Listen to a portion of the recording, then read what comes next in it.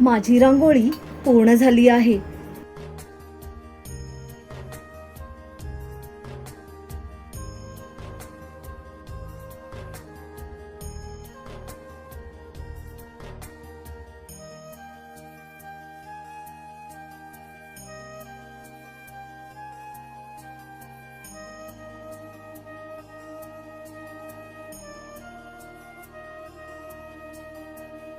आता अशा प्रकारे मी चौरंग बाजूला काढून ठेवला आहे.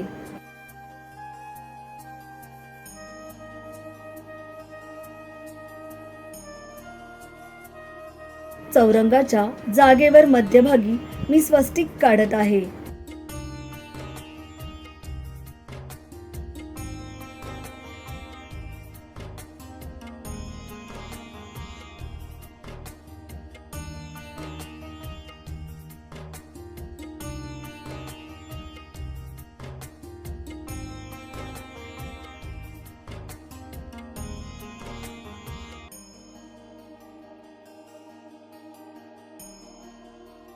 चौरंगाभोवतालची आणि मध्यभागी रांगोळी काढून झाली आहे आणि अशा प्रकारे मी स्वस्तिकही काढले आहे.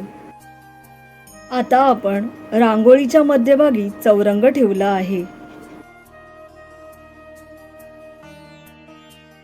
चौरंगावर मी लाल वस्त्र ठेवले आहे आणि या लाल वस्त्रावर थोड्या अक्षता घेऊन त्यावर मी अष्टलक्ष्मी महालक्ष्मीचा फोटो ठेवला आहे. या महालक्ष्मी अष्टलक्ष्मीच्या फोटो पुढे मी तांदळाची रास करून घेतली आहे. मैत्रिणींनो, इथे तांदळाची किंवा गव्हाची रास चालते, आपण काहीही घेऊ शकता. आणि या रासेवर मी हळदी कुंकू वाहिले आहे. आता देवीच्या फोटोलाही मी हळदी कुंकू लावून घेतले आहे. मैत्रिणींनो, इथे मी तांब्या घेतला आहे. या तांब्यामध्ये मी पाणी घेतले आहे आणि या तांब्याला 8 उभ्या रेषा काढल्या आहेत, ज्या हळदी कुंकवाच्या आहेत.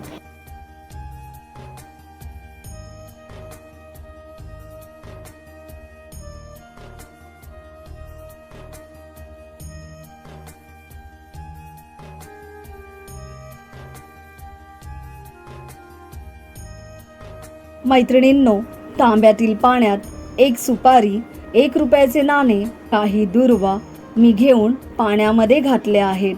त्यात हळदी कुंकू आणि अक्षताही घातल्या आहेत. आता कलशाला देवीचे वस्त्र घालावे. मैत्रिणींनो, 5 प्रकारच्या पानांची डहाळी आपल्याला कलशावर ठेवायची आहे. इथे मी आंब्याची 5 पाने घेतली आहे. आता इथे मी कलशावर नारळ ठेवला आहे आणि या नारळाला देवीचा मुखवटा लावला आहे.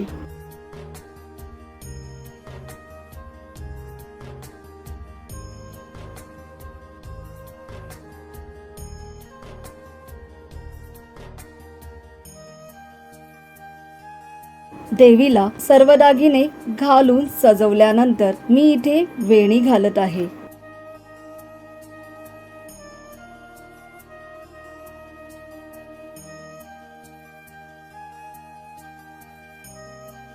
इथे मी ताम्हण घेऊन पळीने हातात पाणी घालत आहे. मैत्रिणींनो, संकल्प कसा करावा हे आपण पुढे पाहणार आहोत, तेव्हा अशाच प्रकारे संकल्प करा आणि नंतरच महालक्ष्मीची पूजा करायला सुरुवात करा. मैत्रिणींनो, यावेळी आपण संकल्प करताना केशवाय नमः, माधवाय नमः, नारायणाय नमः असे म्हणून पळीने पाणी ताम्हणात सोडावे आणि शेवटच्या वेळी ओम गोविंदाय नमः असे म्हणून आचमन करावे. मी आता गणेश पूजन करत आहे. ताम्हणामध्ये मी गणेश मूर्ती घेतली आहे. ताम्हणामध्ये गणेश मूर्ती ठेवण्याआधी मी काही अक्षता घेऊन ताम्हणामध्ये ठेवल्या आहेत आणि त्यावर गणेश मूर्ती ठेवली आहे. गणेश मूर्तीला प्रथम गंगाजलाने आणि नंतर दुधाने स्नान घातले आहे. यानंतर पुन्हा पाण्याने स्वच्छ करून घेतले आहे.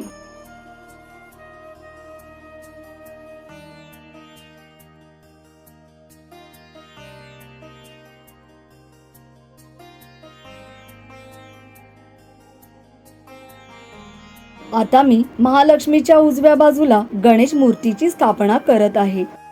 तिथे थोड्या अक्षता ठेवून त्यावर मी गणेश मूर्तीची स्थापना करत आहे.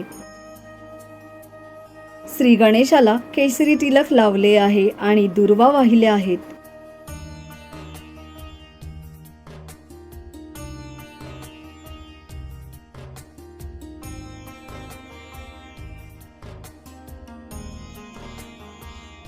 आता मी देवीला हळदी कुंकू लावत आहे आणि देवीचे आवडते लाल फूल तिला अर्पण करत आहे.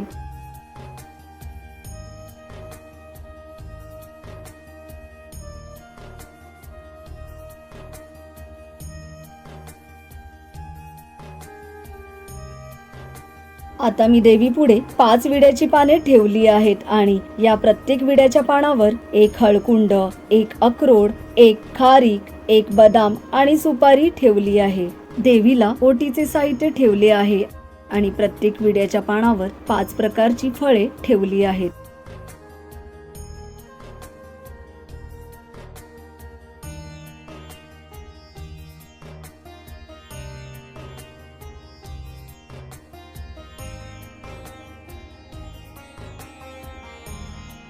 देवीला अजून 2 पानं ठेवली आहेत. त्यातील एका 2 पानावर मी 1 रुपयाचे नाणे आणि सुपारी ठेवली आहे आणि दुसऱ्या विड्याच्या पानावर मी सुके खोबरे आणि गूळ ठेवले आहे. प्रत्येक पानावर हळदी कुंकू आणि फूल वाहिले आहे.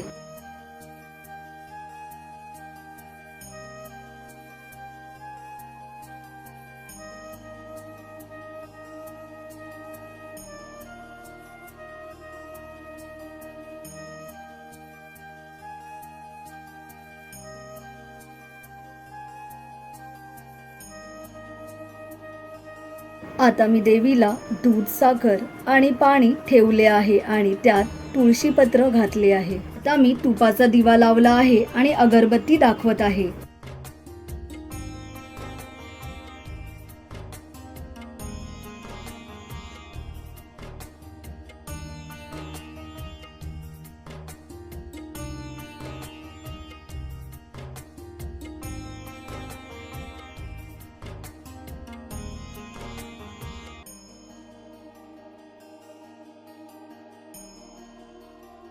कलशाला टेकूनच देवीच्या पुढे मी महालक्ष्मी व्रत कथेतील यंत्र, जे महालक्ष्मी यंत्र आहे ते ठेवत आहे.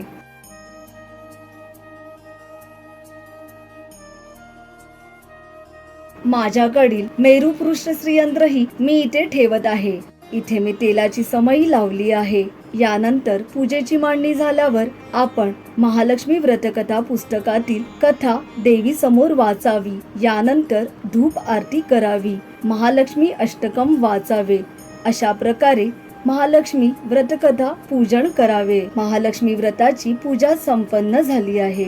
मैत्रिणींनो, संध्याकाळी केळीच्या पानावर गायीसाठी गोड पदार्थांचा नैवेद्य काढून ठेवावा आणि उपवास सोडण्याच्या आधी तो तिला नेऊन चारावा. मैत्रिणींनो, घरातील अर्थात देवाऱ्यातील देवांना नैवेद्य दाखवावा आणि घरातील मंडळींसोबत उपवास सोडावा. मैत्रिणींनो, महालक्ष्मीचे हे व्रत ऐश्वर्य, सुख, समृद्धी देणारे आहे. मैत्रिणींनो, आपण ही पूजा मी दाखवल्याप्रमाणे नक्की करा आणि ही पूजा मनोभावे श्रद्धेने कराल तर महालक्ष्मी नक्कीच आपल्यावर प्रसन्न होईल, यात शंकाच नाही. मैत्रिणींनो, महालक्ष्मीचे हे व्रत करताना आपण महालक्ष्मीचे सतत स्मरण करत राहा. यामुळे महालक्ष्मीचे अस्तित्व आपल्याला भासवेल, यात शंकाच नाही आणि यामुळे महालक्ष्मी आपल्यावर प्रसन्न होईल, ज्यामुळे सुख, समृद्धी, ऐश्वर्य आपल्याकडे येईलच.